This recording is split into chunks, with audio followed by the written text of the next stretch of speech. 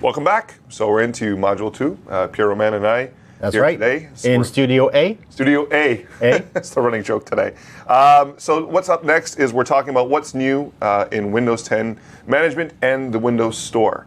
I find it interesting how we're now moving towards, or evolving towards that mobility aspect in terms of computing and the way that, traditional computing has changed to adhere to that. Yeah, basically what we're looking at, or what we're seeing, is that any devices are now considered mobile. Whether or not it's a desktop tied to somebody's physical desk, or a laptop, or a tablet, or a phone, we want to make sure that we can manage them regardless.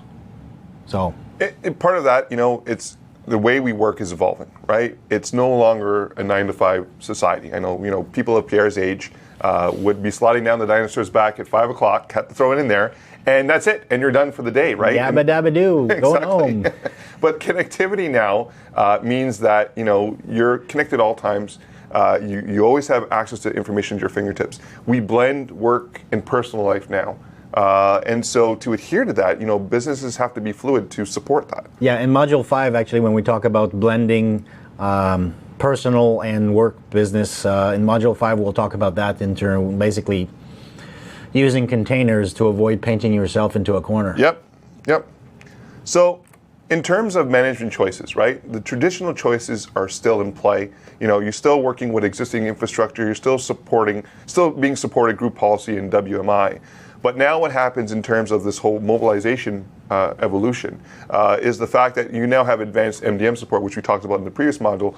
If I need to wipe a device, regardless if it's a mobile device or a desktop, I can do that. I can have consistent policy sets put forth on your platform. So we all use more than one device. And so having that capability on a phone and a PC is very important. And this also supports first and third-party solutions. So, obviously Microsoft products in terms of enablement and control made available, but also on third-party, and we're working with third-party solution providers to enable that control as well. So the third parties you're mentioning, they are? They can be anything from a CRM tool to a imaging tool to, you name it. Whatever is important to your organization, that's the tool that can be supported in terms of MDM. Cool. So let's look at the management choices at play. So identity, very important piece. It's no longer just about securing the devices anymore. You also have to secure the individual's identity that's accessing said device, making it a lot more fluid for that individual to transfer data from one device to another or access data from one device to another. Management, so how are these devices being managed through group policy, through System Center config, a plethora of MDM tools as well as Microsoft's own Intune. Updates, how are these devices receiving updates? Are they allowed to receive updates? Will it break something if the update goes forward on any of the devices that's been deployed or utilized in play? Where is the data residing in terms of infrastructure? Is it in cloud? Is it on-prem? Is it in a VM? How is it being accessed? And the other one, which traditionally has been a head scratcher for a lot of IT professionals, how are these devices being deployed? Are they corporately owned? Are they choose your own device, which is a new trend that's happening now? BYOD? Or BYOD. Well, it's two, right? So in a BYOD scenario, I'm bringing in my own device. In a CYOD scenario, the organization is saying, here's a couple of devices that you should look at that will adhere to the security requirements that we've set forth in our organization. Yeah, so you can ensure that the machines that you're making available or that you're suggesting to your workforce so all have, for example, a TPM chip. Yep. Or the capabilities to support what you've set up in your policies and your requirements. Yep. In terms of management choices, again, there's a plethora made available to you out of the gate. If you have Exchange or Office 365 deployed in your organization, since Exchange 2003 Service Pack 2, there has been light MDM functionality made available, obviously a lot more robust in Office 365. Now, especially since they've actually taken Intune and submersed part of it into Office 365 for that mobile device management capability. Also supports Active Directory and Azure Active Directory implementation, of course, for full-on capability in terms of group policy, as well as you can do deployment through System Center if you have it deployed as well. You have the capability in terms of Windows Update. In a basic scenario, do I want to allow basic update or Windows Update or not? Again, control through Exchange. or through Exchange, you can do in a BYOD scenario, have the policy sets, about 40 policies made available in Exchange and Office 365 for a lightweight type of control on those devices. Or a basic control, on those devices. Yep. In a lightweight scenario, then you're using Active Directory, Azure Active Directory to set forth your policies. You're using MDM like Intune or any third-party MDM made available. And it's very easy. It's very easy to for the users, because once you've set the policy and applied it, and I had that experience yesterday. I set up a machine for my daughter and I logged into it because I needed to check my itinerary coming here. Yep. So as I connected it to Office 365, all of a sudden I get this pop-up that said these policies must be applied on this machine to meet the policy. So I said, yeah, and apply the policies. And all of a sudden I had a PIN, asked me for a PIN on that device and set the screensaver and password and so on. So very non-intrusive for the user. So it's not something they have to install and configure. They just get prompted. Say yes, I want to deploy those policies, and you're done. It's immersed in part of the steps. It's something that, it's not I got to go load this application. It comes while you're doing the setup, which is great. It's part of the IT control that we've talked about before. Yes. In regards to full control, you're doing the full deployment of Active Directory, group policy deployment, System Center utilization. A lot of large-scale organizations do that. In regards to Windows Update, it can be update that's pushed through online or through systems that are available to your organization in terms of having the service packs and updates available on-premise. Usually happens in a controlled environment where it's company-owned devices on corporate network. Yep. Again, fluidity of choice. You have the ability to adhere to the choice of management of said devices by your standards, not by how you're being told to do that, right? In regards to the management features, the whole importance of client software comes into play in regards to this. Because again, you have to understand there is the availability of tool sets made available for IT professionals to be a lot more lean in terms of their deployment and in terms of their control. We've talked about this before. IT professionals are always stretched for time, so having tools made available to them that are familiar are of great importance. And holds true in regards to this in terms of System Center Configuration Manager for the larger scale organizations, or MDOP, the Microsoft Desktop Optimization Pack, to ensure that best foot forward is made approachable and deployed in regards to organizations or IT professionals managing said client software. Yep. In Windows Server, you have the native capabilities since Server 2012 R2 in terms of Active Directory group policy capabilities, the ability for workplace join enablement of devices that don't traditionally connect to the domain, all made available to you as well. And as we said in the Module 1, you want to make sure that if you're doing group policies, to have the proper ADMX files. Yep. And now tying in the cloud services aspect, right? So now we have the Azure Active Directory implementation to gain access, secure access to SaaS applications. You have rights management services, which prior to was strictly a Exchange or Office 365 enablement, now can be enabled through EMS, Enterprise Mobility Suite. Yeah, well, the Azure Rights Management Services, or the RMS, is really taking what you mentioned a couple minutes ago about the identity, is making sure that the identity, the rights to access data and application is tied to the identity, not tied to the machine itself, which makes it a lot more flexible, but also a lot more secure. Yep, and that's important because, again, we don't access data from one device. We access it from multiple devices. And you want to ensure that the correct identity is the individual that's accessing said device. I've told the story many times. People are downloading those flashlight apps. They're 5 meg. And if it's more than 80K, I don't know what this flashlight app is doing for you. I actually deleted the flashlight application I had on my machine. I looked at the size and I went, okay, 8 megs for a flashlight, to turn on a flash. I'm like, maybe there's something going on here, so I removed it. Mine does the SOS. I have the SOS running Go Camping so that if I'm in trouble, it's flashing. It's a concern because malware could be embedded into it. Yep. Somebody might be accessing your device maliciously and trying to copy information off that device. If that happens, and if you have RMS enabled on said documents, then whoever gains access to that document can't access it because they don't have the proper identity to do so. So let's look in regards to Windows 10 for existing infrastructure. So, of course, management of Windows 10 is supported on 2012 R2 of System Center, System Center 2012. System Center 2007, and of course Windows Server 2012 R2 down to 2008. In regards to that's on the management aspect. In regards to the deployment, it will be 2012 R2 or 2012, which will come in a future update. Yeah, there'll be some kind of service packs available for System Center to support Windows 10 specifically. Now, for the Microsoft Deployment Toolkit, you will need 2013 for deployment. And with Update 1. With Update 1, correct. Also, in regards to that, what's happened now is we're now seeing a uniform plane in terms of management of mobile devices and traditional laptops and tablets. Prior to an 8.1, in terms of lockdown capability, there was actually better lockdown capability on the mobile aspect than there was on the desktop. In Windows 10, that's now changed to address the needs of the end user in terms of security and how secure they are when accessing corporate information. Well, it's the security of the corporation that basically you're handing a device that may have corporate data to a user, and especially if it's a mobile device or anything that can leave that's not tied to the specific desk. Yes. Is anything tied to the desk anymore? Is there anything that sits on the desk anymore? Last time I saw a PC, I think your hair was darker. We go there again?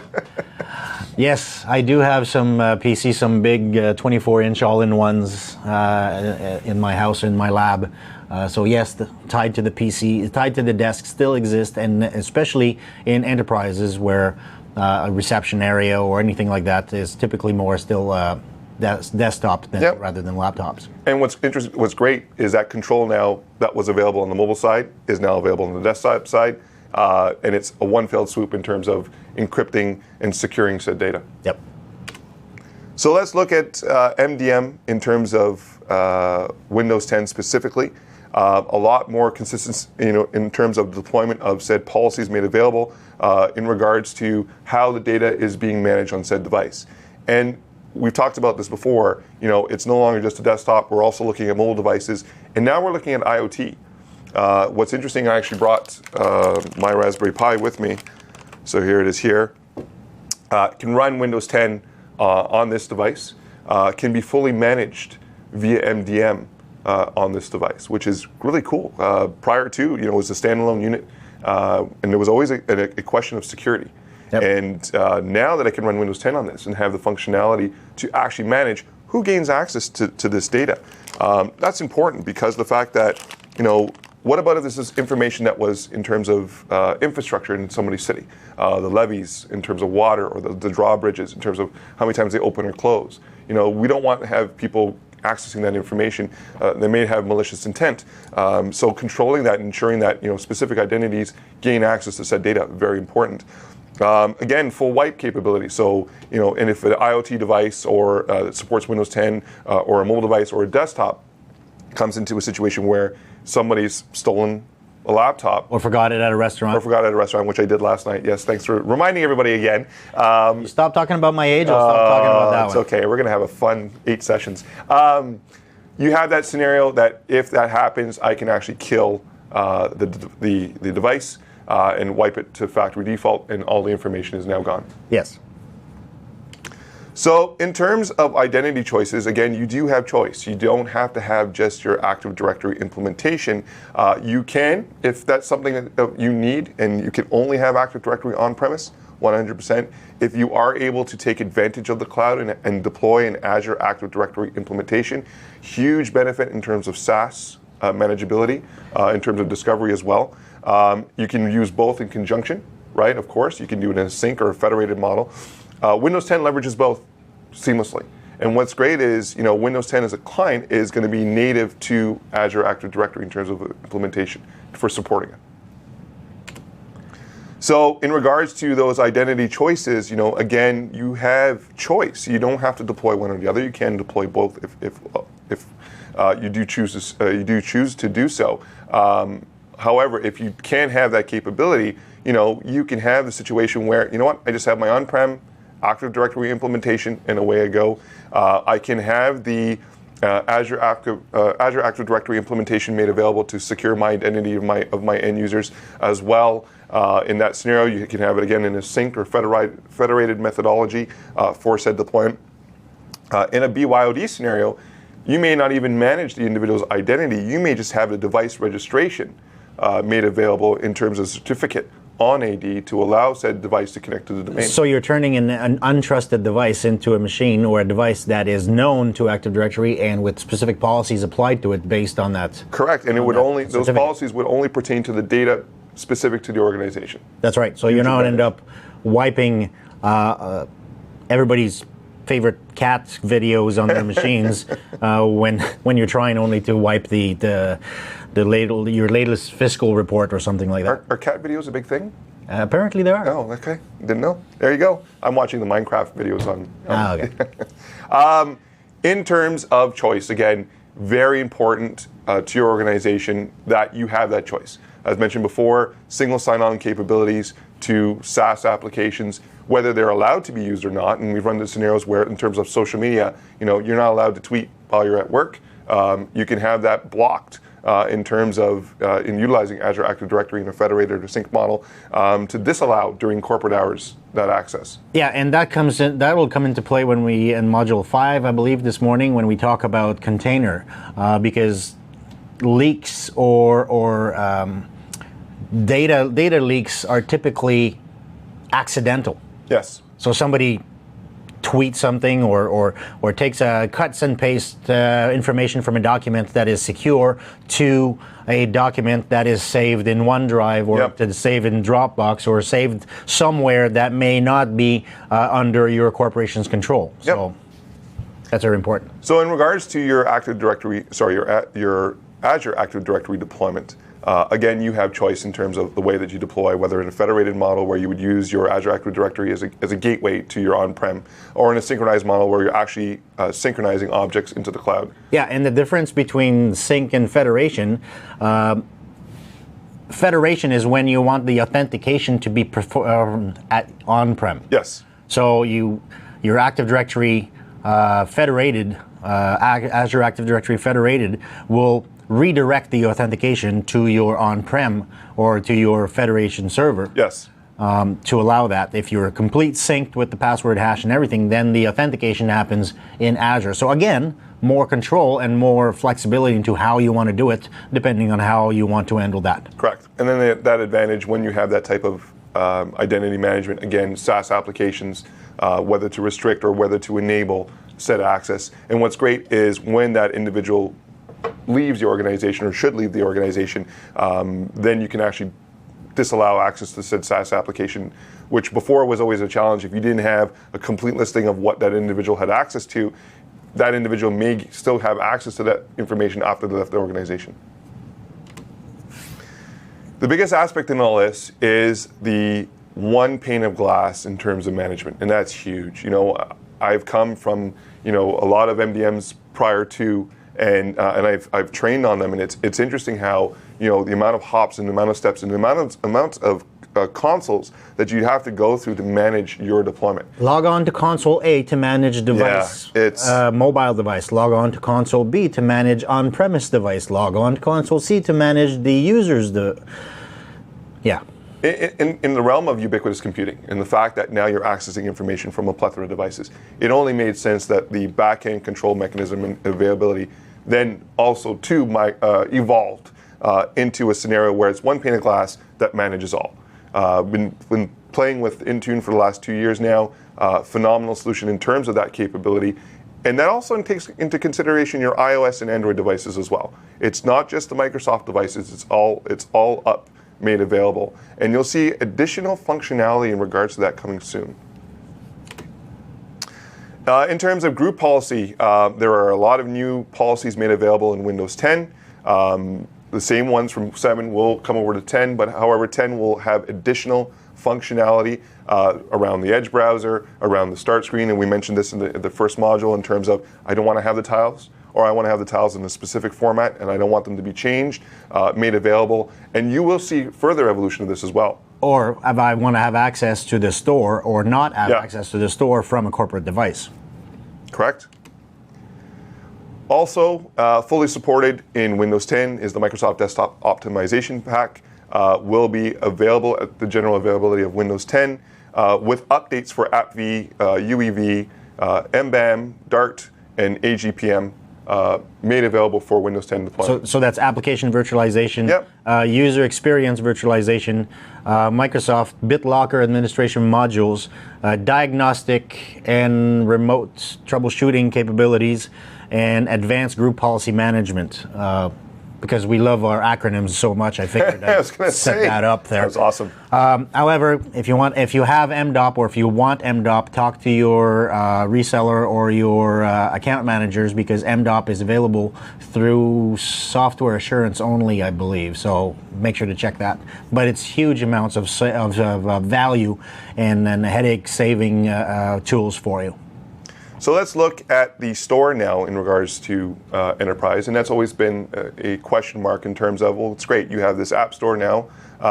What does that mean for my business? What about if I wanted to buy said application, have a set amount of volume keys made available for that app? Now the app store is now evolving to address those business needs and to ensure that, volume pricing and licensing reclaim. So if an individual is now left with their BYOD device and now another individual is taking their spot, we reclaim that license so that you have that functionality made available to it.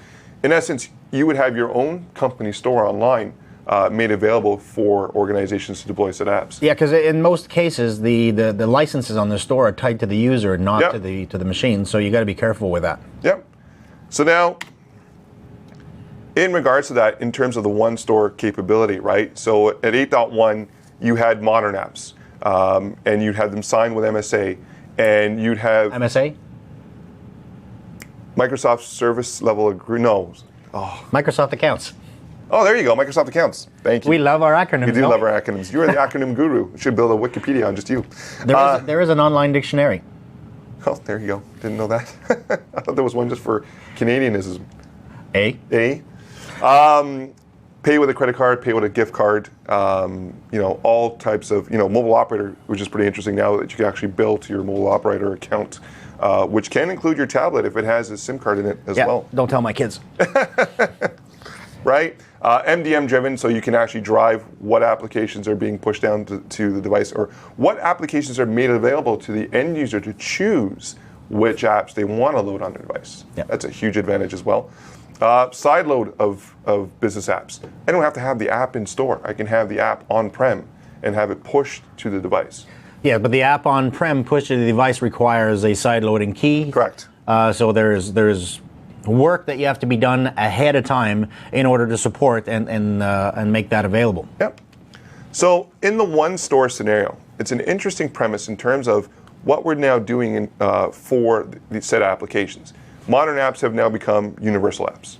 And in the universal app space, that app can possibly run on a plethora of devices, not just a desktop or a laptop. Plethora? A plethora. A plethora. That's a word. I know. You're enhancing my vocabulary this morning. Eh? Okay, So we have to stop with that. So we have a plethora of devices that can now access universal apps. And so in doing so, we've now taken a store and we've combined it into one store experience. That means that said applications, including Win32 apps, up to 150 megs, can be immersed into the store. Again, those Win32 apps may not run on a mobile device because they can't support it. But having that one centralized access point for all applications is hugely beneficial because I don't have to worry about which store to go to get what app. And in an enterprise or a business sense, if I have that one gateway that's manageable by my organization, huge advantage in terms of taking away the complexity of deploying set apps. So introducing the business store made available can be customizable, specific to your business or your organization. This is what we used to refer to as the company portal, correct? Correct. This used to be a company portal. Just to make sure that we have the right Company name hub. change Yep. link up. Right? Free to use. It is used by IT and administrators to ensure that, okay, so now we have volume licensing on said CRM app that I want to deploy to all. I want to include this key that has been issued by our organization on said app, which comes into play in terms of MDM for selective white, which we'll talk about later. And it includes, line of business apps, as well as, if there are personal apps. Let's say that your organization is a game developer and you want to deploy apps for testing, and you want in a scenario where, okay, said application will reside on the device and again attach with my certificate so that if the individual leaves, I don't want them to take our intellectual property somewhere else, I can wipe it. Yep. Right? And it's flexible. It's something, again, as per your organization's requirements, application can reside in cloud, application can reside on-prem, deployed as required, or allowed for the end user to choose whether they're going to install it or not. So we're not in the business of telling them how to do it. We're just in the business of providing the tools to get the work done. Correct. So here's actually the breakdown in regards to what's made available. So the Windows Store is a traditional store with the modern, now universal apps made available. In the Business Store, it leverages Active Directory, Azure Active Directory for administration. So are you allowed to download said app? Right? You may not be allowed to download it, or you may only run said application during specific times. What's great, a lot of organizations like ourselves use POs or IOs in terms of buying stuff, and you can actually have that made available natively in the Business Store as well. Yeah, because for a large enterprise, sometimes if you need an app and then all of a sudden you want to, it asks you for a credit card. As the IT professional, you don't want to pull up your personal Visa and put it on there, and sometimes getting access to the company credit card may not be so easy. Now, Company Portal is still in play. So Company Portal is still available. It doesn't have to be Business Store, because the Business Store is more so the online piece. If you do require to do the side loading, it would have to be done through the company, the Company Portal for any application that's on-prem. But you can have a mix of the both. You can utilize both the Business Store and Company Portal as required. So in regards to flexibility in deploying said applications, right? We talked about this, online, offline, included in image that we talked about in the previous module, made available directly in, pushed out through MDM or through System Center. Line of business apps can be kept private. They don't have to touch a store at all. They don't have to be visible at all. You can just push it to the devices, side load it through your MDM solution that you've deployed. And have that availability on said devices. A plethora of organizations can take advantage, there's that word again, can take advantage of the solution. It's not just large-scale enterprises, Canada especially, 80% SMB. Oh, more than that probably, right? But yeah, small, medium businesses is the majority. Right, and so, a lot of times I hear, well, why would I want to, deploy applications? You want control. You want to ensure that the applications are made available to the end users to ensure that, hey, these are the specific apps that you should be using. I think in terms of value for small and medium businesses, it's almost like there's an added value to it, because if you're a small, medium business, your time is gold. Yes. And you don't have time to go and deploy and remove those applications on the workstations of your small businesses. But if it's managed that way, so yes, up front, there's more work to be done in terms of getting it ready. Yep. But once it's ready, it's a lot more manageable on an ongoing basis. And think of the advantage that, systems integrators would have in terms of managing many small businesses from one centralized point and, deploying said applications as required. Obviously through separate portals for each organization, but doing it offsite as opposed to having to come on-prem all the time. Big advantage there. The other aspect of this is the convergence of the store means that if I've allowed access to said application and it's a universal app, it's available on any device that this individual is authorized to use. That's a huge benefit in terms of I don't have to deploy for said phone, said tablet, said desktop. I say you're allowed access to this application as long as it's compatible with your device, which in a universal app, it's more likely than not is, and I have access to it on any device. Yeah, for Microsoft devices, you mean? Yep. In terms of working with the store apps, you have the capability of online and offline, which we discussed earlier, in regards to having a private store online or having links made available through MDM or Configuration Manager for individuals to have access to download said data, to download said application for utilization. Installation files are stored and deployed from the store. They're not deployed on-prem. And licenses are also tracked through the store. Updates can be installed via Windows Update. Again, this is if you allow it. This is not, all or nothing. If that's not the capability or scenario that you can do an offline scenario as well. The org does not need to use the Azure Active Directory accounts. No, if it's on-prem, you use Correct. Active Directory. Correct. There is no licensing tracking, and you can then sideload said applications, and you can still have the updates installed through Windows Update as well, if you allow for it. Cool.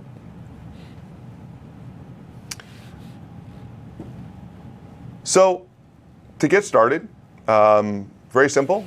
Test Azure Active Directory. You know, it's a free 30-day trial made available that you can go online and you can spin up Azure Active Directory. For those of you who have MSDN packages available to you as well, there's actually an Azure Active Directory credit that you would get monthly to test. Yeah, for MSDN subscription, yes. Correct. Get current with System Center Configuration Manager and Windows Server. There will be a update or a service pack coming shortly in regards to management of Windows 10, but start playing with it today in terms of its capabilities. Consider your mobile device needs. You know, I can't stress this enough. We hear about this whole, I want to enable my workforce to be more mobile. Great. Don't just enable them.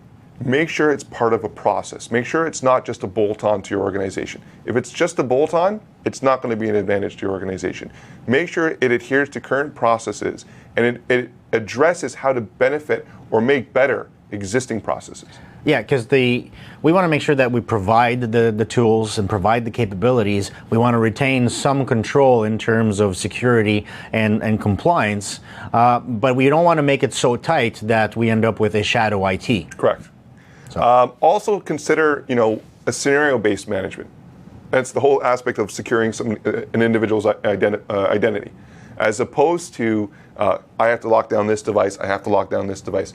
Remember, malware will be available on, you know, a plethora of apps that you may not know that's on the device.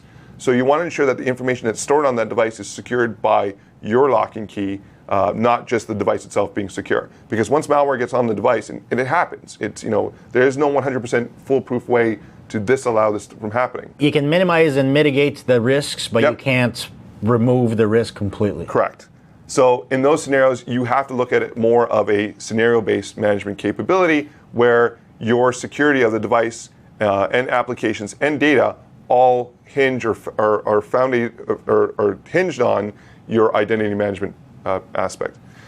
And remember, you know, works with Windows apps, universal, Win32, made available, all devices, one fell swoop, as opposed to worrying which device accesses what on the Windows platform. That's fantastic. Well, this is it for Module 2, and we will see you soon here back in Studio A. Studio A, See you in a bit. cheers.